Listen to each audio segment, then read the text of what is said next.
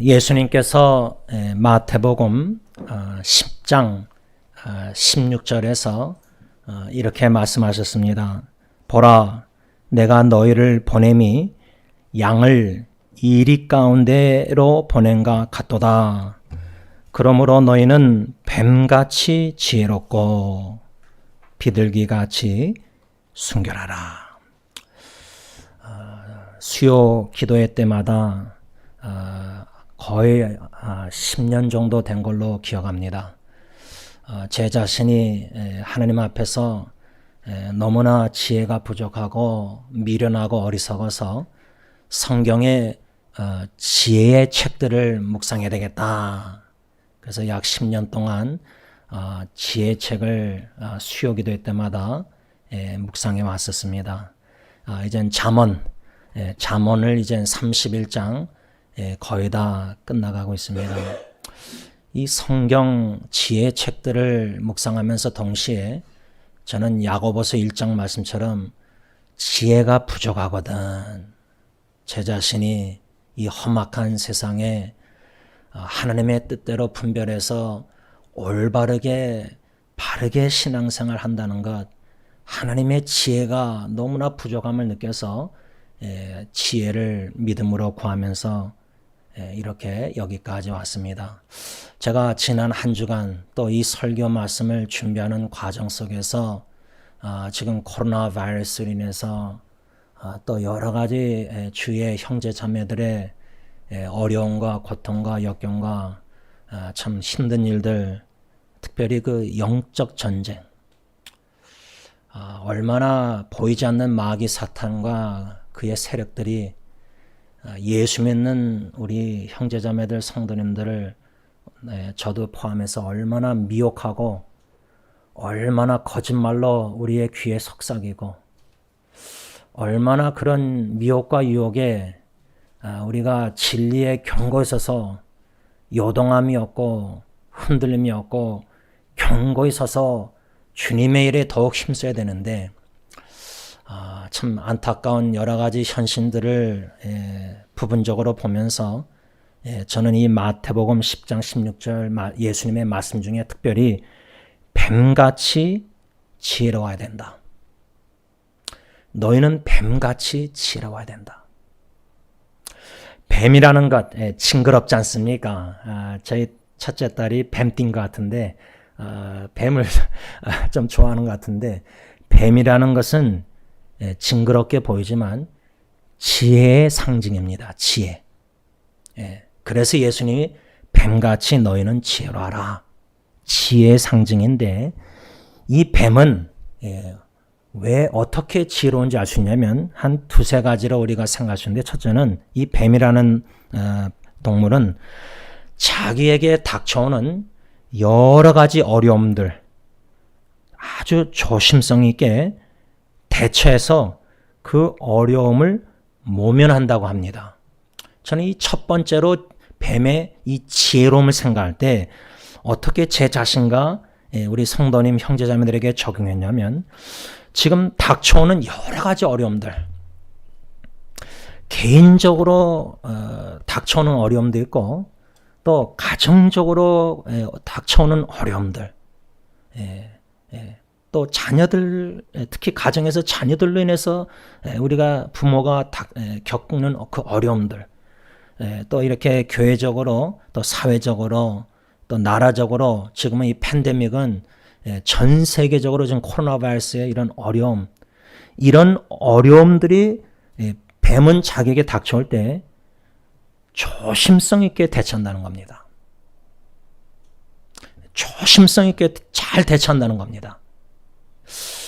제가 이것을 생각할 때 우리 신앙인들이 지혜로운 신앙인들은 영적 전쟁 여러 가지 이런 역경과 어려움과 힘든 일들 인간관계에서나 다 올 때에 이것을 표면적인 겉모습을 보기보다 내면적인 영의 눈으로 볼 때 이 사탄이 얼마나 이 틈을 노려서 나를 내 가정을 이렇게 교회를 자꾸만 유혹하고 어렵게 만드는가 이것을 어떻게 지혜롭게 잘 대처할 것인가 제가 지난주에 그래서 고매주 목사님, 고대영 목사님, 조세천 도사님 3명 교육자들에게 문자로 우리 당회를 위해서 좀 기도해달라.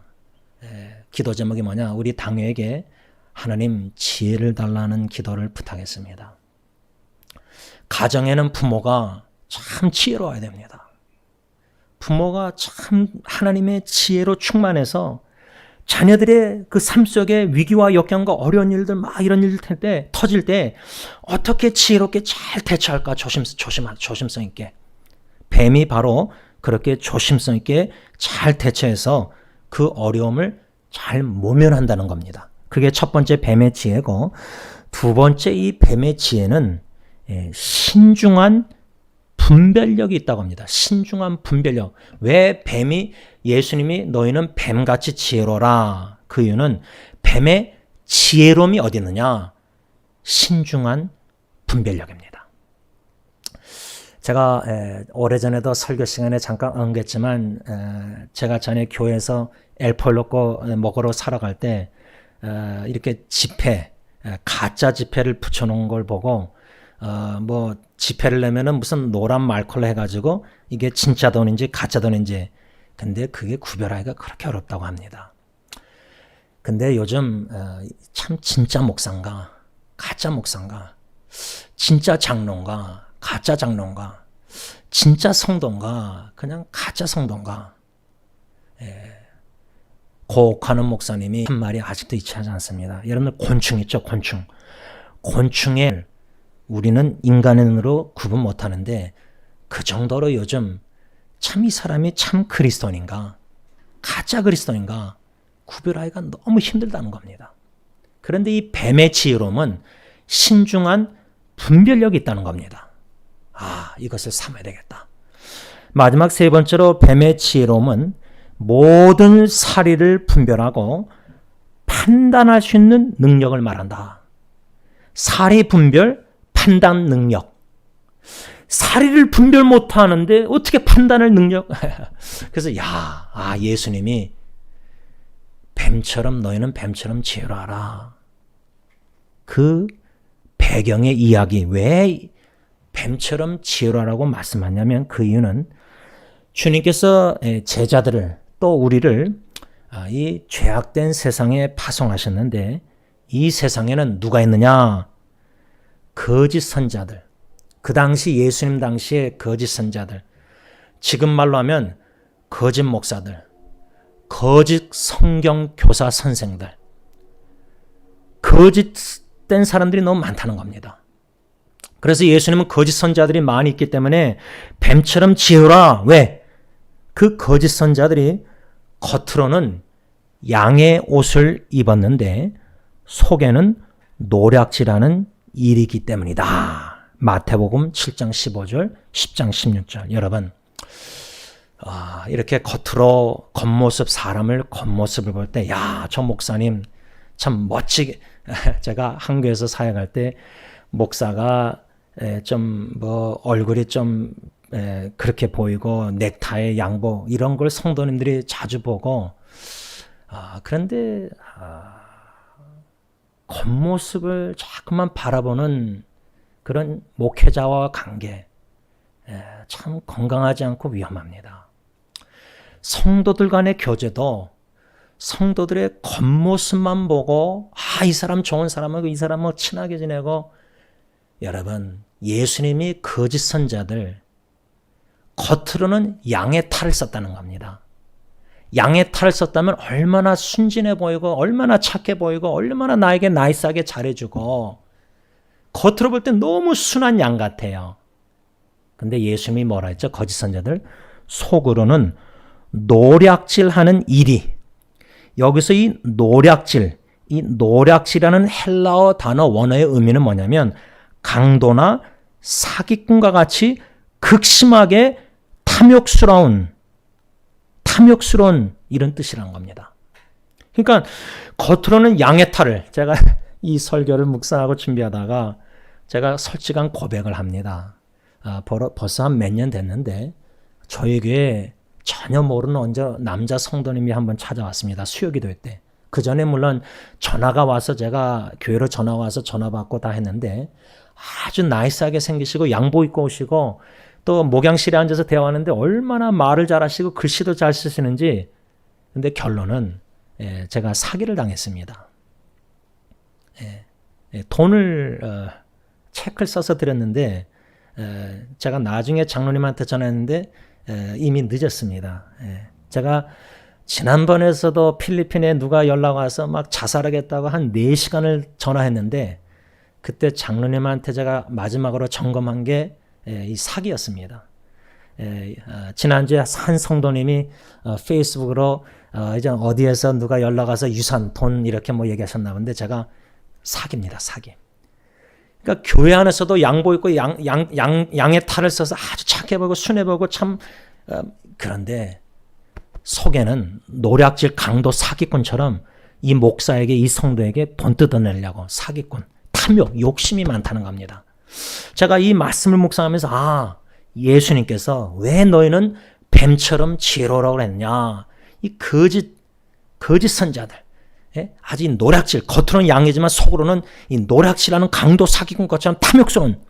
그래서 제가 일이라는 동물, 왜 예수님이 양과 이리를 비교했는가? 겉으로는 양인데 속은 일이라는 것을 어느 인터넷 보니까 어느 목사님이 몇 가지로 일에 대해서 말씀을 했는데 첫째는 다 성경에 근거하게 쓰셨는데 첫째는 일이라는 것은 동물은 물어뜯는 동물. 베냐민 그 기억하시죠? 야곱이 축복할 때 예언할 때 물어뜯는 동물.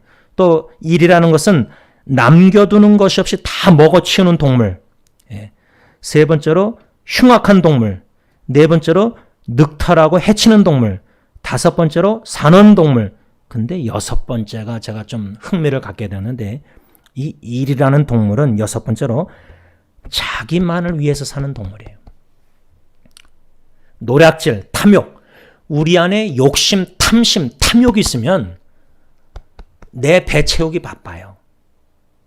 나밖에 몰라요. 아주 이기적이에요.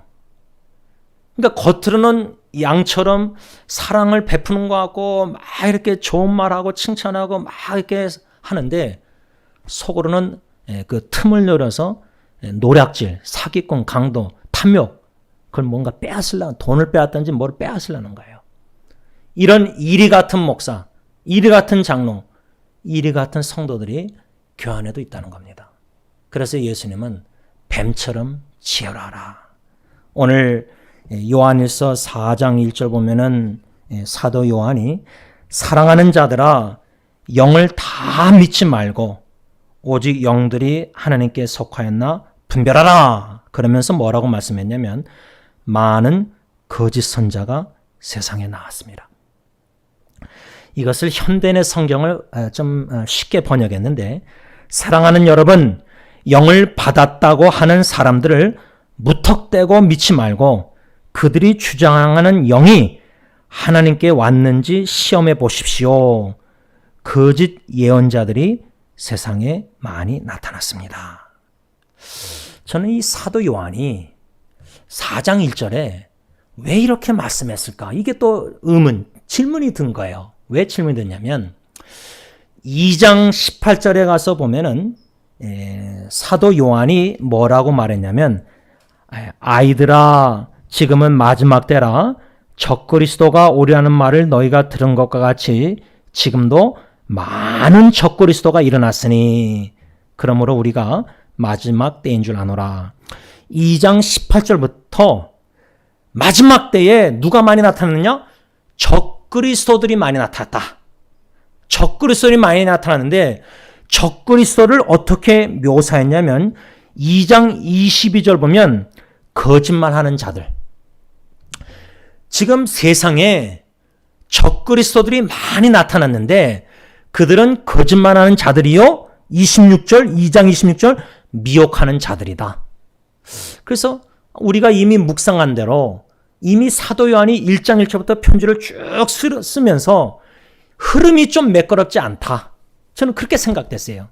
왜 흐름이 매끄럽지 않냐면 아니 2장 18절부터 적그리스도들이 많이 나타났다. 거짓말하는 자들, 미혹하는 자들 우리가 조심하고 경계하고 막 이런 말씀 내용을 워닝, 경고식으로 막 수신자 편지 받는 성도들 그리스도인들에게 하다가 3장 1절에 와서 주제가 확 바뀝니다. 하나님의 아버지의 베푸신 크신 사랑을 생각하십시오. 그 크신 사랑으로 저와 여러분들이 하나님의 자녀가 되었습니다. 그러면서 주제가 핵심 뭐였죠? 주님의 계명대로 서로 사랑하십시오. 아니, 적그리스도들과 거짓말하는 미혹하는 자들과 서로 사랑하라. 이게 주제가 좀 매치가 연관성이 잘 안 져지는 거예요. 그래서 2장 18절에 그렇게 묵상하다가 지난 주일까지 3장 1절부터 24절까지 서로 사랑하라. 미워하지 말고 사랑하라. 주님의 계명대로. 그런데 4장 1절에 갑자기 주제가 또 뭐가 나오죠? 무턱대고 모든 영들 주장하는 사람들의 그 영을 받아다는 사람들을 무턱대고 믿지 말고 분별하라. 왜? 많은 거짓 선자들이 나타났다. 2장 18절에 많은 적그리스도들이 나타났다. 4장 1절에 많은 거짓 선자들이 나타났다. 2장 18절과 4장 1절의 비슷한 연관성은 많은 적그리스도들, 많은 선자들 나타났습니다. 그런데 의문은 그러면 3장 1절부터 24절 왜 주님의 계명대로 서로 사랑하라. 미워하지 말고.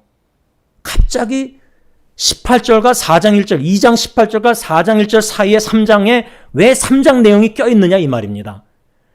왜 많은 적그리스도들과 많은 거짓사들이 나타났으니까 그 주제를 얘기하는 샌드위치 두 빵 사이에 중간인데 왜 서로 사랑하라, 미워하지 말라. 사랑하라, 순종하면 이런 축복이 있다. 그러다가 갑자기 4장 1절에 많은 거짓사들이 나타났습니다. 분별하십시오. 모든 영을 믿지 마십시오. 영을 받았다고 막 예언하고 여러분 지금 이 팬데믹 코로나 바이러스 인해서 이게 얼마나 갈지 막 미래에 대해서 불확실. 그러면 사업이나 여러 가지 지금 일들이 다 둥둥 떠 있어서 불확실합니다. 그래서 저는 내일은 난 몰라요. 그래서 하루하루 주님과 동행하면서 임마누엘 주님 함께하면서 그래서 제가 지난주 주신 은혜가 뭐였냐면 아내와 대화하면서 주님 임마누엘 주님의 음성을 듣고 주님과 동행하는 삶을 어떻게 살아야 될까 하다가 이사야 43장 4절에 하나님께서 내가 너를 보배롭고 존귀 여긴다. 내가 너를 사랑하였은즉 그 말씀을 붙잡고 임마누엘 음성을 듣는다. 어떻게 실천에 옮겼냐면 이렇게 실천에 옮겼습니다. 지원아, 하나님 보시기에 너는 존귀하고 보배롭고 존귀하다. 하나님이 널 사랑하셔. 내 영혼, 내 자신에게 이사야 43장 4절 말씀을 통해서 하나님이 나에게 지금 그렇게 말씀하고 계신다. 그거를 그냥 머리로 묵상 글을 쓴 게 아니라 소리 냈습니다. 제임스야, 하나님 보시기에 너는 보배롭고 존귀해. 하나님이 널 사랑하셔. 이것을 좀 더 직설적으로 하자면 지원아, 내가 너를 보배롭고 존귀 여긴다. 내가 너를 사랑한다. 내가 너를 사랑한다. 하나님이 나에게 지금 이 순간의 코로나 바이러스의 불확실한 미래와 여러 가지 역경 어려움 속에서 주님의 음성만을 듣고자 그 약속의 그 말씀을 나에게 선포한 겁니다. 그래서 제가 거기서 끝나지 않고 인터넷으로 몇몇 지체들에게 그렇게 한번 해보라 그랬습니다. 소리 내보라 그랬습니다. 그래서 여러분들도 지금 혼자 계신 분들은 좀 편하실 거예요. 여기 같이 계신 분들은 좀 하기 쉽지 않았지만 그래도 조그맣게 소리 내서 자기 이름을 넣고 아무개야, 내가 너를 보배롭고 내가 너를 존귀 여긴다. 내가 너를 사랑한다. 한번 해보시기 바랍니다. 이것을 왜 프랙티스 실천에 옮기는 게 중요하냐? 불확실한 미래에 이 팬데믹이 얼마나 더 오래 갈지, 금년 말까지 이제 학교는 다 온라인이 되고 백신이 나온다 그러지만 언제 나오고 여기에 막 여러분들이 소식이 많이 뉴스에 민감할 겁니다.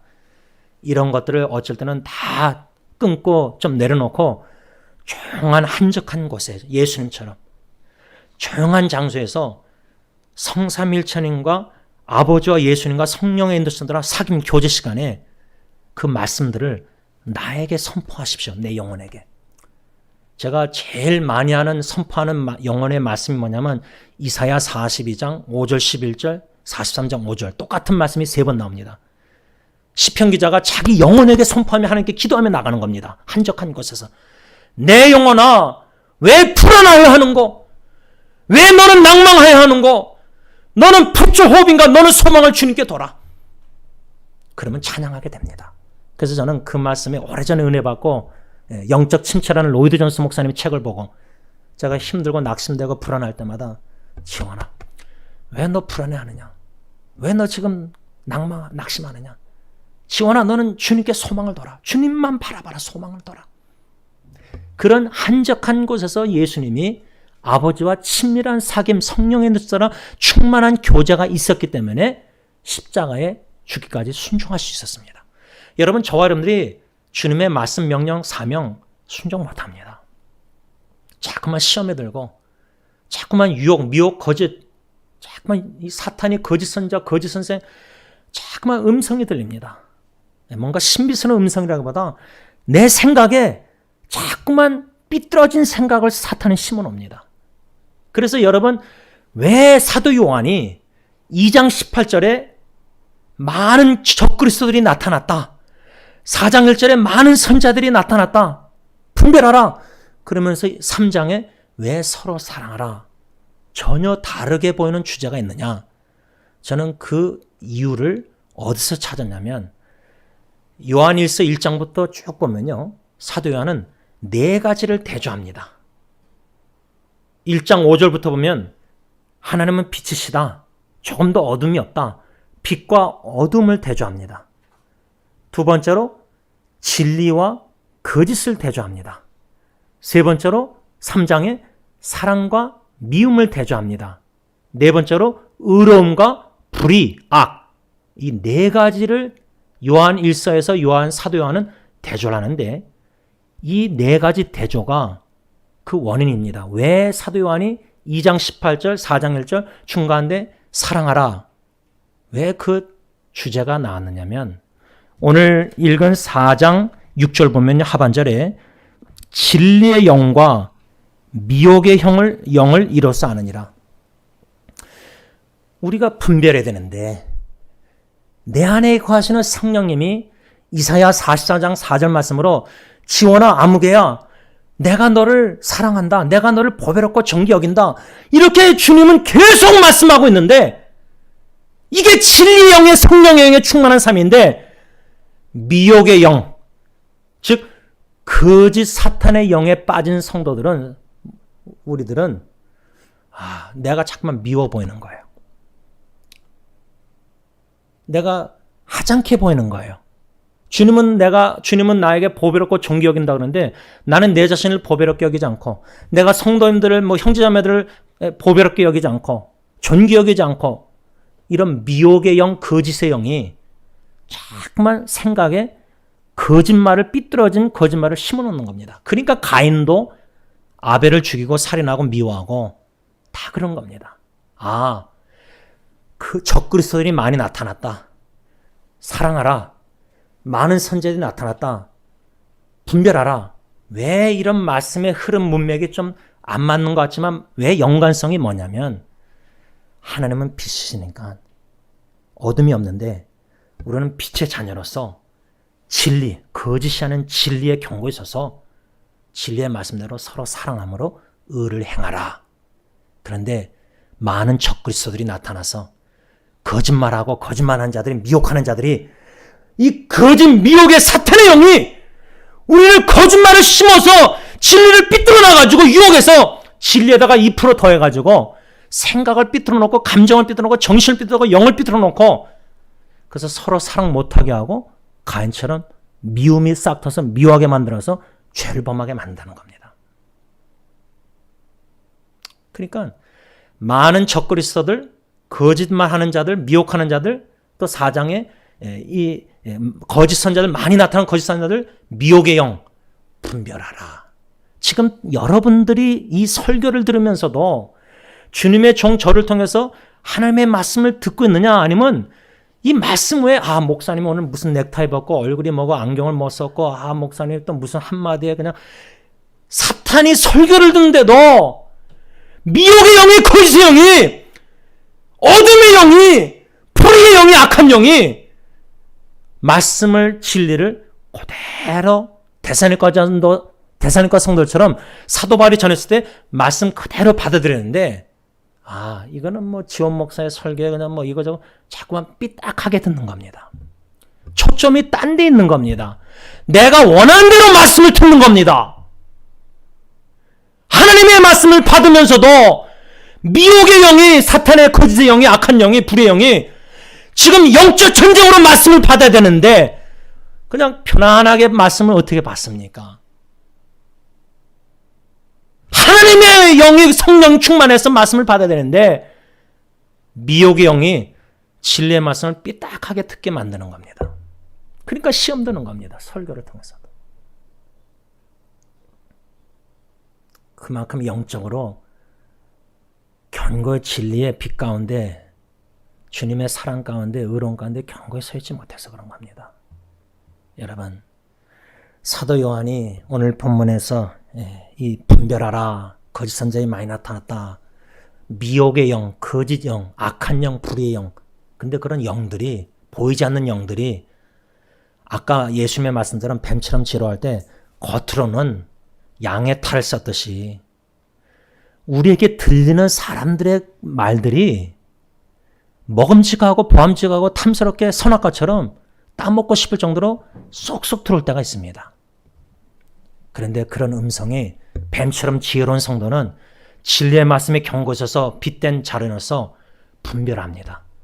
이 사람의 말이, 이 목사의 말이, 이 설교가, 라디오 틀었던 이 설교가 진리에 근거해서 신중하게 조심성 있게 분별하는 겁니다. 판단하는 겁니다. 이게 진짜 성경에 근거한 진리인가? 아니면 진리의 말씀에 2%를 거짓말을 목사가 섞어서 설교하는 건가? 분별할 수 있는 능력, 지혜가 있어야 되는데, 그래서 예수님의 말씀, 너희는 뱀처럼 지혜하라. 거짓 선자들이 많이 나타났다. 겉으로는 너무 양의 탈을 써서 너무 착해 보이고 너무 좋아 보이고 너무 나를 사랑해 주는 것 같고, 근데 속마음은 이리, 노략질, 탐욕, 자기만 하는 흉악한 일이 당신에게 뭔가를 노리는 겁니다. 뺏는 겁니다. 원하는 겁니다. 그렇게 악하게 쓰임 받으면 안 되지 않습니까? 주님께 쓰임 받아야 되지 않습니까? 그러니까 이 오늘 사도 요한의 이 4장 1절 말씀이 얼마나 중요하고 얼마나 심각하고 얼마나 지금 우리 현재 성도들에게 이 팬데믹 시대에 얼마나 필요한 말씀인지 몰라요. 분별하라, 분별하라. 근데 이 분별하라는 말씀의 오늘 4장 1절의 원어 뜻은 뭐냐면 테스팅, 시험하라는 겁니다. 시험하라. 시험해보라 이겁니다. 이 사람의 말이 진리인지, 이 설교가 진리인지 거짓인지 시험할 수 있는 능력이 있어야 된다는 겁니다. 판단할 수 있는 능력이 있어야 된다는 겁니다. 제가 지난 한 주 참 여러 가지 일들 속에서 참 잠잠히 좀 씨름을 했습니다. 하나님 앞에서 고민했습니다.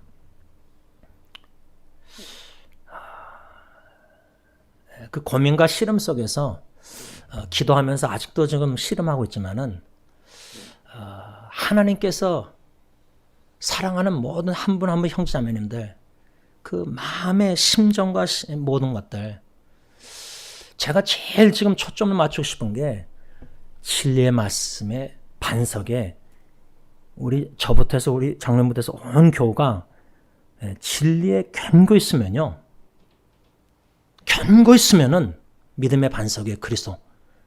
원로 목사님이 수요일 예수 그리스도 복음 전할 때 진짜 예수 그리스도 반석, 제가 진섭과 페이 결혼식 때 주례할 때 반석, 내 남편이 반석이라 부인이 그러길래 반석이 되신 예수 그리스도의 두 분의 결혼 부부관계가 제뉴인, 진실되게 진짜 배기처럼 견고 있으십시오. 그게 설교 내용이었는데 그게 결혼 부부만 적용되는 게 아니라 알고 봤더니 저부터 해서 우리 온 교우 성도들에게 적용되는 메시지였습니다. 반석, 그리스도 예수의 반석의 진리에 견고 있으면은 어떠한 거짓말과 어떤 미혹의 영이 미혹을 해도 요동함이 없다고 뱀처럼 쥐어서 분별한다는 겁니다. 판단을 할 수 있다는 겁니다. 거기 우왕좌왕 휩쓸리지 않고 하나님을 신뢰함으로 믿음으로 진리에 견고 서서 요동함이 없이 그 한계를 묵묵히 진실되게 끝까지 걸어갈 수 있다는 겁니다. 시험에 안 들고. 간절한 기도입니다. 이 분별하라 생각할 때 저는 두 성경 인물이 생각났습니다. 분별하라, 시험하라. 하나님께 시험받은 테스팅, 시험받은 사람들 생각났습니다. 첫째는 아브라함입니다. 창세기 22장에 하나님이 아브라함을 시험하셨습니다. 그 시험 문제가 뭐였습니다? 시험 문제 내용이 이삭, 100세 때 얻은 이삭 아들을 바치라, 모리아산에서. 그 시험을 지금 여러분들에게, 저와 여러분들에게 던지는 겁니다. 하나님이. 저를 통해서, 설교를 통해서. 저 같은 경우는 딜런 예리 예언이를 나에게 하나님께 바치라.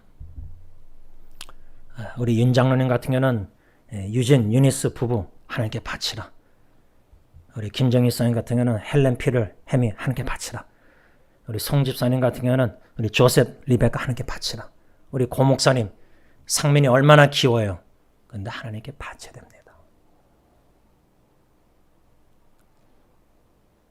사랑하는 자식을, 같이 아프고 울고 하는 그 자식을 하나님께 바쳐야 됩니다.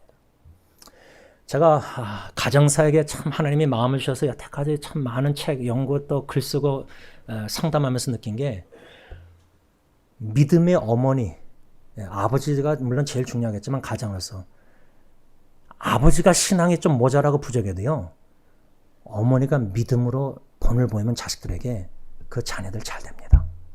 결국에는 잘 됩니다.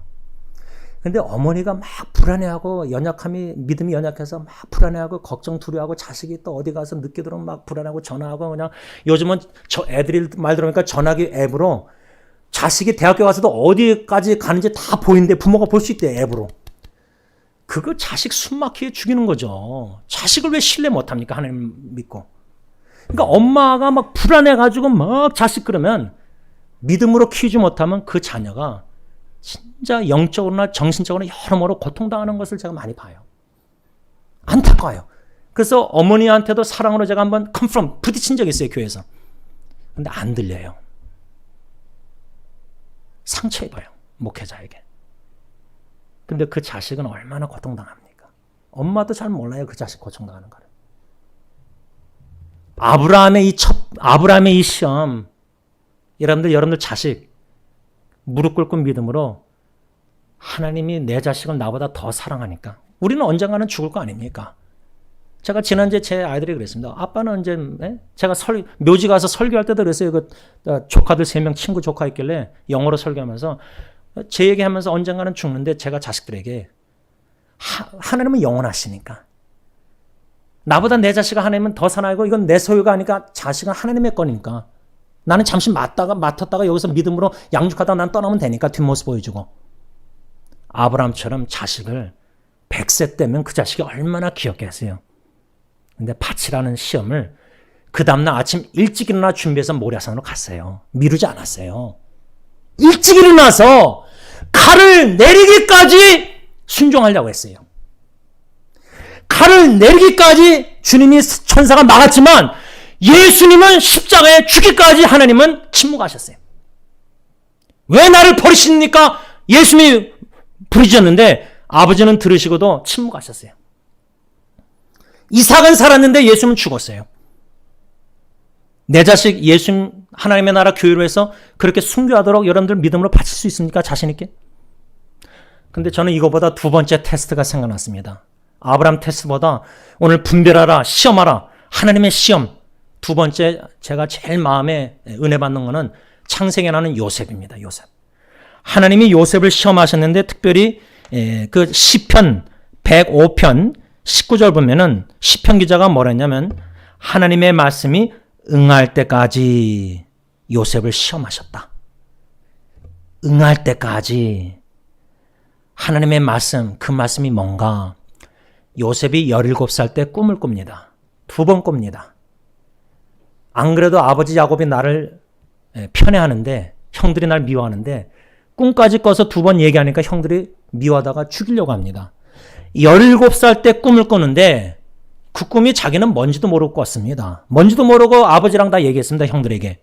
근데 그 꿈이 말씀이 응할 때까지 요셉을 시험하셨다. 그게 몇 년인지 아십니까? 요셉이 몇 년 동안 그 꿈의 뜻도 모르고 하나님의 약속의 말씀이 뭔지도 모르고 고통당했는지 아닙니까? 어려움을. 제가 볼 때는 22년입니다. 그걸 어떻게 계산하냐면 17살 때 꿈을 꾸다가 형들에게 죽임당할 뻔하다가 팔려가지고 애굽에서 보디발의 노예 생활하다가 그 보디발의 부인이 유혹하려다가 뿌리쳐서 도망가다가 거짓말하고 그래서 어큐세이션 해가지고 감옥에 갇혀서 결국 바로왕의 술관한 떡관한장 만나고 이런 모든 과정에 17살에서 30살에 총리가 됩니다. 13년을 그렇게 어려움을 당합니다. 근데 총리가 돼서 꿈을 꿉니다. 바로왕의 꿈을 해석합니다. 풍년 7년, 흉년 7년, 14년. 근데 7년 풍년이 지나고 흉년 2년째에 아버지가 야곱이 형들을 2번 보냅니다. 2번째 요셉이 자기를 얘기합니다. 창세기 45장. 그때가 계산하면 요셉의 나이가 39이었습니다. 그때 창세기 45장 고백이 뭐라죠? 형들 앞에 하나님이 왜 당신들은 나를 팔았지만 하나님이 나를 앞서 보내셨다. 애굽에 먼저 보내셨다. 왜? 그 목적을 얘기합니다. 그게 하나님의 말씀 꿈 해석입니다. 형들이 다 바우단 하잖아요. 꿈처럼. 그 하나님의 말씀 응할 때 그 목적이 뭡니까? 왜 17살부터 모든 고생 13년 그 다음에 총리되고 모든 그 과정 그 목적이 뭐였죠? 창세기 45장 형들에게 39살 때 고백이 뭐죠? 당신들은 나를 팔았지만 해하려고 했지만 하나님 그거 다 모든 거 합력에 선을 주셔서 나를 앞서면서 그 목적이 뭐였죠? 당신들과 당신들의 후손의 생명을 이 땅에 보존하고자 구원하시고자 나를 17살에 꿈 주시고 뭐 알지도 못하게 모든 것을 겪었다가 39살의 그 고통들에게 그 말씀을 생각할 때 편 19절 하나님의 말씀이 응할 때까지 하나님이 요셉을 시험하셨다. 22년 동안 적어도 하나님은 요셉을 시험하셨습니다. 여러분들의 지금 하나님이 여러분들의 시험, 제일 힘든 시험이 뭡니까? 여러분들의 배우자입니까? 여러분들의 하나님이 주신 시험 문제가 여러분들의 배우자입니까? 여러분들의 자녀가 여러분들에게 시험 문제입니까? 자녀들의 고통과 역경 어려움들? 재정 문제가 여러분들에게 시험입니까? 인간관계 문제가 여러분들에게 시험입니까? 재정적인 사업적인 여러 가지 어려움들이 여러분들에게 시험 문제입니까? 하나님의 시험은 복 주시고자 마침내 복을 주시고자 시험하시는 겁니다. 그런데 시험이란 단어 한국말이 영어로는 2개로 나눕니다. 아브라함, 요셉 하나님이 시험하시더라. 테스트입니다. 테스트. 축복 주시려고. 근데 성경에 시험이란 단어가 또 어떻게 나오죠? 마귀가 시험한다. 사탄이 유혹한다. 미혹, 유혹을 템테이션을 또 시험이라고 한국 성경에 써 있습니다. 하나님은 우리를 시험하실 때에 제가 볼 때는 마귀 사탄도 우리를 미혹의 영이 유혹합니다. 미혹합니다. 예를 들면 지난주에 이런저런 일 속에서 하나님은 나를 시험하셔서 저 형제자매를 더 사랑하라. 근데 마귀는 미혹의 영은 자꾸만 미워하게 만듭니다. 그 시험, 유혹에 여러분들은 하나님의 시험에 이겨서 축복을 받고 계십니까? 아니면 마귀의 유혹 시험에 넘어져서 죄를 범했습니까? 매일매일 순간이 영적 전쟁입니다. 그런데 내 마음에 성령님이 사랑의 열매 사랑을 맺어서 사랑 취하고 계신다. 시험을 통과해서. 그런데 마귀의 시험에 템테이션 유혹에 미혹에 넘어가서 거짓의 영에 미혹의 영에 미워하는 겁니다. 말씀을 맺고자 합니다. 오늘 이 사도 요한이 요한에서 4장 1절에 거짓 선자들이 너무 많이 나타났습니다.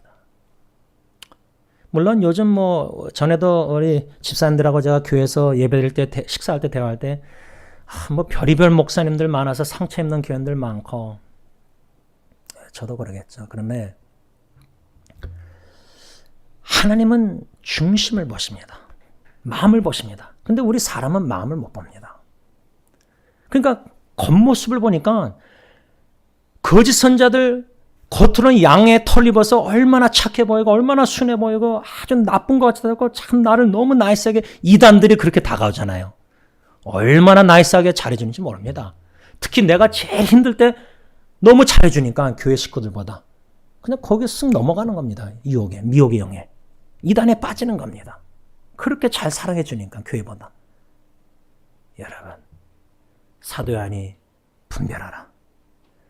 진리의 영인지 미혹의 영인지 빛의 자녀로서 진리의 영을 따라서 서로 사랑하라 계명을 순종해서 의를 행해야 되는데 미혹의 영, 사탄의 영은 거짓된 영은 어둠의 영이요, 거짓의 영이요, 미워하게 만드는 영이요, 불의와 악을 행하게 만드는 영이라 이 말입니다. 그래서 사도 요한이 2장 18절에 마지막 때에 적그리스도인이 많이 나타났다.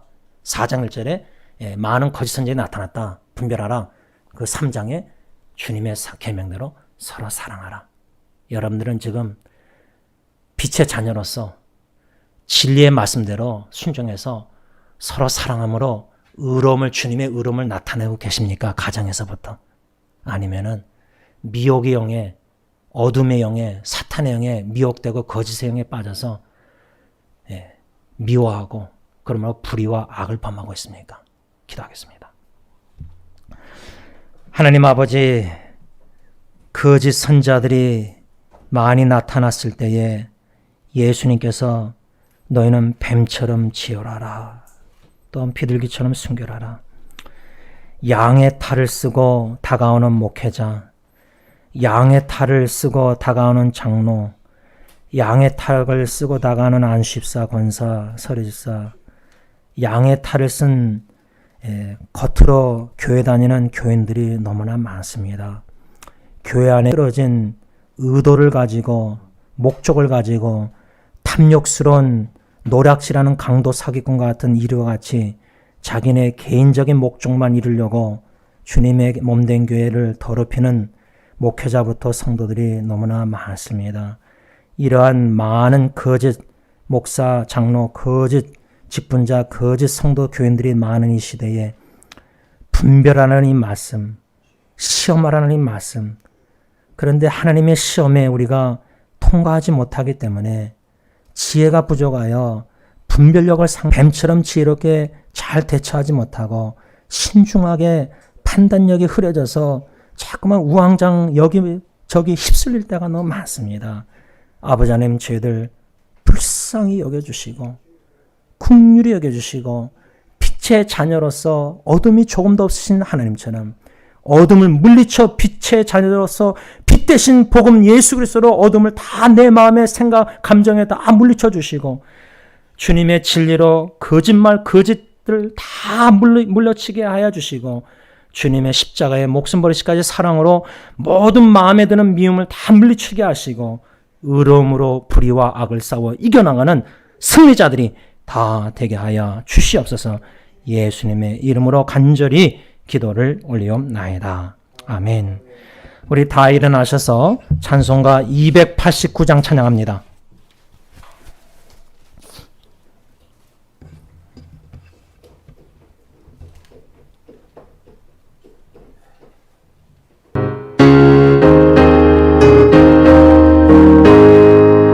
주의 손에 맘에 들어와 계시노 변하여 새 사람 되고 내가 늘 바라던 참빛을 찾은 너 주 예수 내 맘에 오심 주 예수 내 맘에 오심 주 예수 내 맘에 오심 눈을 뜬 내 맘에 기쁨이 넘치는 주 예수 내 맘에 오심 주 예수 내 맘에 들어와 계시는 망령된 행실을 끄고 머리 털보다도 더 많던 내 죄가 눈보다 더 이어졌네 주